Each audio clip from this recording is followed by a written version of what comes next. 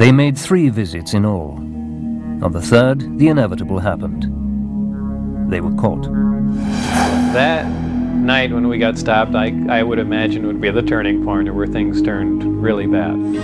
I was taken to the Indian Springs Auxiliary Air Force Base and debriefed there. And there they had some of the guards that had caught us. Dennis Mariani, my supervisor, some other people down there. They threatened my wife. They threatened to kill my wife. They said they'd stop at nothing. They were crazy. They really were. They were completely out of control. Bob went public to protect himself. And I knew immediately if his credentials could be verified, if even part of his story could be verified, it'd be one tremendous expose. I would say initially, when George first started looking at everything, it was skeptical. However, very quickly after he started checking a few things, I began to take it very seriously, and when it was aired, that interview went virtually around the world. I mean, I saw that was something that was just put in the 5 o'clock news here in Las Vegas, and I have seen that tape played in Japan. Several people began to examine his past. Had he really worked at Area 51? Was he even qualified to have done so?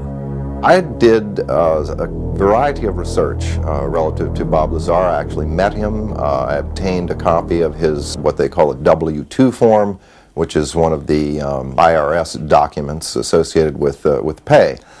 His particular form indicated that he worked for the U.S. Department of Naval Intelligence. My investigation of this document and the claims that Bob Lazar made followed a very strict path of sound research. I contacted the U.S. Department of Naval Intelligence and indeed verified that they were likely responsible for presenting that W-2. I investigated the issue with the Internal Revenue Service. They informed me the exact words were, it appears to be legit, that it was a genuine document. It was not something that had been fabricated. There were a variety of numbers, contract numbers and so forth issued on the document, which I was able to research, again finding that these were highly classified numbers. In fact, Internal Revenue Service ran into a brick wall when it came to trying to track down the actual employer associated with the document. And then again, with the Social Security Administration, we found that Bob Lazar's records had in fact been bleached clean. There was nothing there, in spite of the fact that the document clearly indicated that Social Security taxes had been taken out of his pay. Not all are convinced. Noted ufologist and former Apollo scientist Stanton Friedman is skeptical. I've looked at considerable depth into Bob Lazar's claims, both about himself and about propulsion system. Those are fairly elaborate claims. I've talked to the schools that he claims to have received degrees from. I've checked on his high school record. I talked to Los Alamos Lab where he was supposedly a scientist and so forth. I have come up totally empty, except for finding that he did attend some classes at Pierce Junior College in Southern California in the late 70s. I probably would never have taken on the task of investigating Bob Lazar's W-2 form had it not been for the fact that he passed a seriously applied polygraph examination. And the thing that is interesting about polygraph is that if you're embellishing or if you don't completely believe what you're saying, it is very, very easy to detect. All it really will tell you is that the individual believes with 100% conviction that what he's reporting is exactly as he recalls and as he believes it to be. And that clearly was the case with Bob Lazar. Could the U.S. military really be working with alien technology? And if they are, do they have any choice in the matter? U.S. Navy physicist Dr. Bruce Maccabee has his own theories. He spends his free time using computer technology to examine the veracity of video and photographic evidence of UFO sightings, many of them from Area 51. There has been the question ever since 1947 of whether or not these objects could be made by human beings.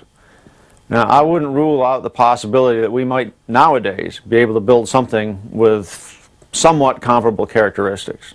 However, when this began, that was a demonstrably impossible situation. Not only that, but we have an interesting confirmation of the fact that the Air Force didn't make anything. In 1947 in the summer, the Air Force asked the FBI to investigate witnesses to these flying discs. And somebody suggested to one of the FBI agents that, gee, maybe they're our things. And Hoover, J. Edgar Hoover, who was the head of the FBI at the time, decided that it wasn't a good idea for us to be investigating our own things. And he says, if we're going to investigate, we want a statement from the Air Force that we're not investigating our own secret projects. Air Force wrote to J. Edgar Hoover a letter saying we've checked all of our research projects, etc. You know, this would be not just the Air Force, but the Navy and the Army, everybody. And we have nothing that could create these flying disc sightings. So that rules it out right there. I mean, the Air Force was denying any involvement at all, and they were just as worried about what these things were as everybody else. One man with special experience of outer space and cutting-edge technology is former astronaut and sixth man on the moon, Edgar Mitchell. Since being a part of the Apollo missions, he is now on the outside, trying to peer behind the wall of secrecy.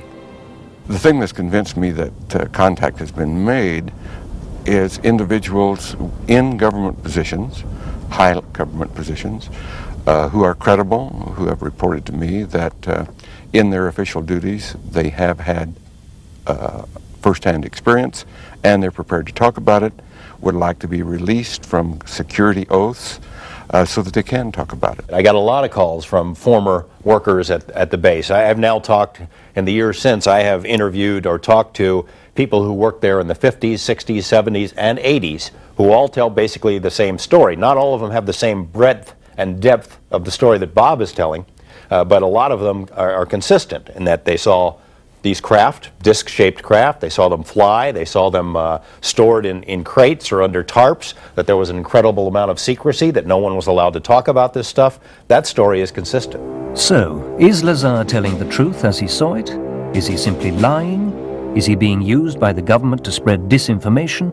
Or is he an unwitting spokesman for that same government and preparing us for something even larger? He's a bright guy who tells a great tale, and who's told it often to people who have not checked on him, who accept the notion that, well, the government wiped his slate clean. I'm the one that couldn't find any records or anything. I mean, I'm the one that brought that up, because I was the first one to run into that. Initially, I couldn't get a hold of my birth certificate either, and that was one of the things that concerned me, is they might be trying to make me essentially a non-person.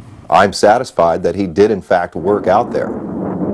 And I'm also satisfied that the prospects are very, very good, that this was a test to determine just how much the public, the scientific community, might accept when someone was to be brought in, exposed to some of the program, and then in turn release that information to the public in some form. If we are being softened up for a dramatic revelation, what might it be? I think that undeniably and unquestionably we have been and are being visited by extraterrestrials, but quite what their motives are and quite what's going on, the jury's still out on that one. I have no doubts whatsoever that the United States has actually recovered a number of extraterrestrial vehicles. I find that exceedingly distressing, frightening, the ultimate big brother scenario. Because if this technology is real at all, it's a very, very powerful technology and should be in the public domain, not in a private domain.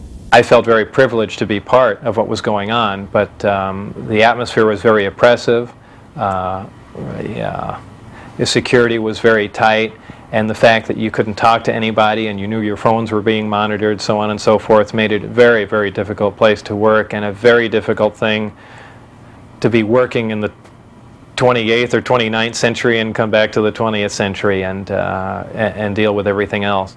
Although skeptical about Bob Lazar, Stanton Friedman has little doubt about Area 51's purpose. I would expect that some of the truth may very well lie out in the desert near Groom Lake, outside Las Vegas. It's the right place for some of it to be. It's isolated, it's under control, it's high security. Those are things that go with the investigation of flying saucers and any attempts you make to duplicate your own or to fly one of theirs or whatever. I don't think we've yet scratched the surface on what's happening out there with regard to flying saucers. I've concluded that they are here, whoever they are, wherever they came from, whatever they're doing. Other intelligences are messing around on our planet. So, whether we believe Lazar's story or not, given the testimony of all these witnesses, scientists, theorists and dreamers, are we now to believe that aliens are indeed among us?